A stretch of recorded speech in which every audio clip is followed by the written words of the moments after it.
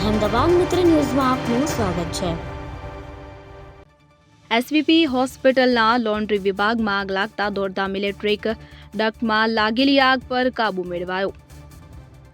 અમદાવાદના એલિસબ્રિજ વિસ્તારમાં આવેલી એસવીપી હોસ્પિટલના લોન્ડ્રી વિભાગમાં ઇલેક્ટ્રિક ડક્ટમાં આગ લાગતા દોડધામ મચી હતી। ઘટનાની જાણ થતાં 3 ફાયર ફાઇટરે ઘટના સ્થળ પર પહોંચી આગ પર કાબૂ મેળવવા મોટી દુર્ઘટના ટળી હતી। હોસ્પિટલ તંત્ર દ્વારા હાલ કયા કારણોસર આગ લાગી તેનું કારણ જાણવા તપાસ હાથ ધરવામાં આવી છે। હોસ્પિટલના સીઈઓએ કહ્યું હતું કે હોસ્પિટલ બિલ્ડિંગ અને લોન્ડ્રી વિભાગ વચ્ચે અંતર હોવાથી દર્દી કે અન્ય લોકોને કોઈ અસર થઈ નથી। આજે 6 ઓક્ટોબરે સવારે 9:10 આસપાસ અમદાવાદ ફાયર બ્રિગેડ કંટ્રોલ રૂમને મેસેજ મળ્યો હતો કે એલિસબ્રિજ વિસ્તારમાં આવેલી એસવીપી હોસ્પિટલમાં લોન્ડ્રી વિભાગમાં આગ લાગવાની ઘટના બની છે, જેથી નવરંગપુરા ફાયર સ્ટેશનની 3 ગાડીઓ ઘટના સ્થળે રવાના કરવામાં આવી હતી। લોન્ડ્રી વિભાગ હોસ્પિટલ બિલ્ડિંગના બાજુના ભાગે આવેલો છે કે જેથી ફાયર બ્રિગેડની ટીમ તાત્કાલિક ત્યાં પહોંચી તપાસ કરતા જે ઇલેક્ટ્રિક ડક્ટ્સ પસાર થતી હતી ત્યાંથી આગ લાગી હોવાનું જાણવા મળ્યું હતું। ફાયર બ્રિગેડની ટીમ દ્વારા પાણીનો મારો ચલાવી આગને કાબૂમાં લઈ લેવામાં આવી હતી। ઇલેક્ટ્રિક ડક્ટમાંથી ધુમાડા અને આગ જોવા